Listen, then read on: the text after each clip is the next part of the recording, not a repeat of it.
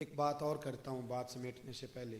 حضرت ایمن رضی اللہ تعالیٰ عنہ، یہ حضرت عبداللہ جو محبوب کے والد گرامی ہیں، حضرت عبداللہ رضی اللہ تعالیٰ عنہ کی آزاد کردہ کنیز تھی. حضرت آمنہ کی بھی انہوں نے خدمت کی، نبی کریم کو دودھ بھی پلایا. مکہ مکرمہ سے جو ہجرت کر کے لوگ مدینے آئے تو یہ بھی آئی تھی. تو جن لوگوں کو نبی پاک صلی اللہ علیہ وسلم نے بھائی بھائی بنایا تو انہوں نے پھر اپنی جائیدادیں آدھی دے دی تھیں. آپ نے سنی ہوئی یہ بات. حضرت ایمن کو بھی ایک باغ ملا. جب خیبر کے علاقے فتح ہو گئے، بنو نذیر بنو قریظہ کی جائیدادیں آ گئیں، تو نبی پاک صلی اللہ علیہ وسلم نے صحابہ سے فرمایا کہ یہ جو مہاجر ہونا، اب یہ تم جائیدادیں لے لو اور اپنے انصار بھائیوں کی زمینیں واپس کر دو. سب نے واپس کر دی. حضرت ایمن کو ایک باغ ملا ہوا تو حضور نے فرمایا آپ بھی واپس کر دیں. بوڑھی تھی، رضائی والدہ تھی، آپ بھی واپس کر دیں. کہنے لگی میں تو نہیں کرتی، میں تو نہیں کرتی. اب نبی پاک کو کوئی انکار کر سکتا ہے؟ میں نہیں کرتی، مجھے تو پیار ہو گیا. حضرت عائشہ صدیقہ رضی اللہ تعالیٰ عنہ کہنے لگی ایمن اب حضور کو انکار کر رہی. محبوب فرمانے لگے عائشہ آپ بیچ میں نہ بولے، میں جانوں اور ماں جانے. حضرت عائشہ کہتی ہیں میں اس حسن کے قربان جاؤں، حضور منا رہے ہیں نبی کریم. اللہ کرے آپ کو سمجھ آئے. یہ جوان بچوں کو میری بات، کبھی کبھی اماں کو منایا کرو، اور یار کبھی کبھی والد سے کہا کرو کہ ابا جی بیٹھو موٹر سائیکل پہ، سردیوں کے کپڑے نہ لے کے آئے. کبھی کبھی اماں سے کہا کرو کہ اماں جی آج میرا دل کرتا ہے میری مرضی کا کھانا بناؤ، اور کھانا نہ میرے آنے تک دونوں مل کے کھائیں گے. اس احساس کا نام میلاد ہے. نبی کریم صلی اللہ علیہ وسلم جناب ایمن کو منانے لگے، اماں دے دے. سب نے دے دیا. کہنے لگے مجھے پیار بڑا ہو گیا، اتنے سال بیت گئے، مجھے اس باغ سے پیار ہے. حضور حضرت ایمن کو ساتھ لے کے گئے. پہلے ایک باغ دکھایا، کہنے لگی میں نہیں یہ لیتی. پھر دوسرا دکھایا، یہ بھی نہیں لیتی. چوتھا باغ دکھایا تو کہنے لگے یہ ملے تو میں دے دوں گی. محبوب فرمانے لگے الحمدللہ الحمدللہ، انصاری کا باغ بھی واپس ہو گیا ہے اور میری اماں بھی راضی ہو گئی. دونوں بات تھوڑا سا نا پیار.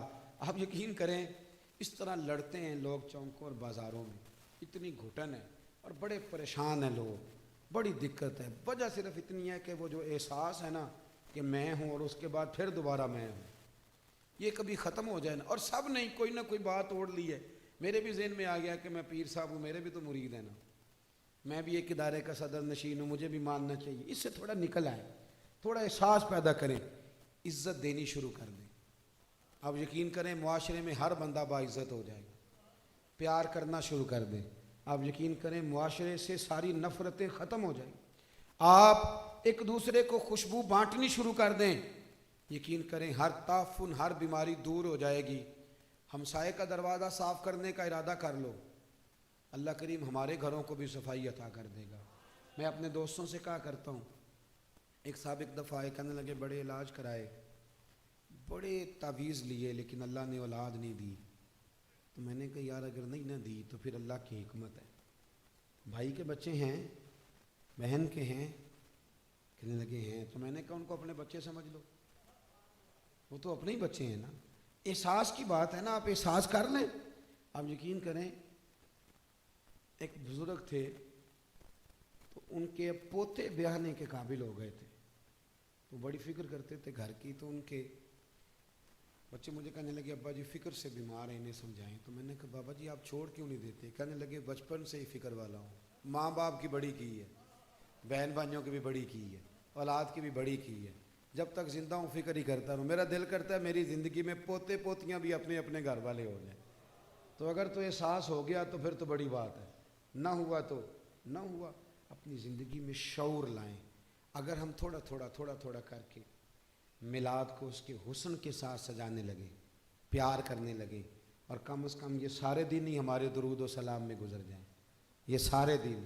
اور اگر 12 ربیع الاول شریف کو بھی کسی نے 5 نمازیں نہ پڑھی تو پھر شکوہ کرنے والا شکوہ تو کرے گا نا، اور صحیح کرے گا کہ وہ نماز جس کے بارے میں نبی پاک نے فرمایا نماز پڑھو گے تو میری آنکھیں ٹھنڈی ہو جائیں گی. تو میں نماز پڑھ کے بھی تو انسان نبی کریم کو راضی کرتا ہے نا. بہت ساری چیزوں کو آپ حدود میں لائیں. آپ کے شہر کا مجھے نہیں پتہ، میں نے اپنے شہر میں دوستوں سے ہاتھ باندھ کی گزارش کی ہے، ہاتھ باندھ، باقاعدہ ہاتھ باندھ کے. میں نے کہا تھا مہربانی کرو عورتوں کو ماڈل دیکھنے نہ لانا، ہم پہ رحم کھاؤ. یہ کون سا میلاد ہے کہ آپ بیویوں کو موٹر سائیکل پہ بٹھائیں اور بے پردگی کرے راتوں؟ یہ کون سا میلاد شریف؟ مہربانی کرنا. اور کسی اگر میلاد میں کوئی غیر شرعی حرکت ہوتی ہے تو یاد رکھنا وہ میلاد سے حضور راضی نہیں ہوں گے، بلکہ نبی کریم علیہ السلام گریبان تھامیں گے اور سوال کریں گے کہ میرے نام پر یہ دھما چوکڑی، اتنا بڑا ظلم. مہربانی فرمائیں بالکل دائرہ شریعت کے اندر، بالکل. اور میلاد میں وہی کام کریں جو ہمارے بزرگوں نے ہمیں دیے ہیں. سب سے پہلے تلاوت ہوتی ہے، اس کے بعد نعت شریف کے بعد بیان، اور بیان کے بعد سلام، اور سلام کے بعد. اور آپ کسی کے سامنے یہ والا میلاد پیش کریں گے تو میں ذمہ داری سے کہہ رہا ہوں کہ اس میں سے کوئی چیز ایسی نہیں جس پہ کوئی ناجائز کہہ سکے. نہ قرآن پڑھنا ناجائز ہے، نہ نعت پڑھنا، نہ تقریر کرنا ناجائز ہے، نہ محبوب پہ درود و سلام بھیجنا، کوئی ایسی چیز نہیں. لیکن بہت اندر رہ کے، اور وہ جو لوگ سیاستدانوں کے نعرے لگاتے ہیں اور سیٹھوں کے جلسوں میں جاتے ہیں، ان سے بھی میری گزارش ہے کہ اگر وہاں کے لیے وقت نکل سکتا ہے تو پھر مہربانی کرنا میلاد کے جلوس میں بھی سب سے اول صفوں میں نظر آنا، اول صفوں میں نظر آنا، اور میلاد کی محفلوں میں بھی ذرا آگے آگے دکھائی دینا.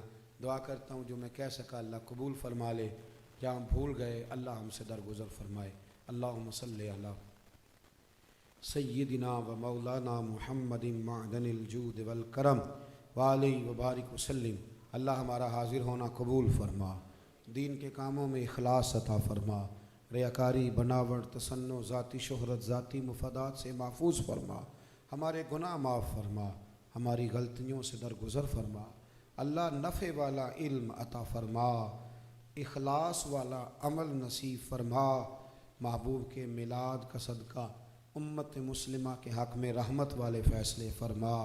80 لاکھ کشمیری ظلم کی چکی میں پس رہے ہیں، مالک ان کی مدد فرما. سالوں بیت گئے پر برما کے مجبور ابھی بھی خیموں میں رہتے، اللہ ان کی مدد فرما. فلسطین کا لوگ ذکر کرنا ہی چھوڑ گئے، اللہ ان بیٹیوں پہ رحم فرما. عراق پہ، افغانستان، لیبیا پہ روز بم برستے، اللہ محبوب کریم کی تشریف آوری کا صدقہ امت کے حال پہ رحم فرما. پاکستان کو استحکام عطا فرما، نبی کریم علیہ السلام کی شریعت کا یہاں نفاذ فرما. نظام مصطفیٰ علیہ السلام کی ٹھنڈا سویرا ہمیں عطا فرما.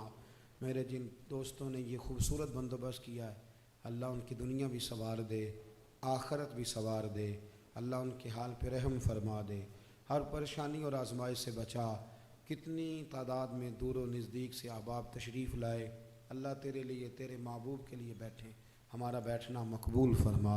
بیماروں کو شفا دے دے، مقروضوں کو قرضوں سے رہا کر دے، جو تنگ دست ہیں انہیں وسعت رزق دے دے. اللہ یہاں جتنے لوگ بیٹھیں جس کے دل میں جائز آرزو ہے اپنے فضل سے پوری فرما دے. رب اغفر وارحم وانت خیر الراحمین. اللہ بالخصوص دعا کرتے ہیں ٹرین کے حادثے میں جو لوگ زخمی ہیں انہیں شفا دے دے. اللہ جن کے پیارے بچھڑ گئے انہیں صبر اور حوصلہ دے دے. ہمیں زمینی اور آسمانی آفات و بلیات سے محفوظ فرما. رب اغفر وارحم وانت خیر الراحمین. وصلی اللہ تعالی علی حبیبہ سیدنا و مولانا محمد. السلام علیکم.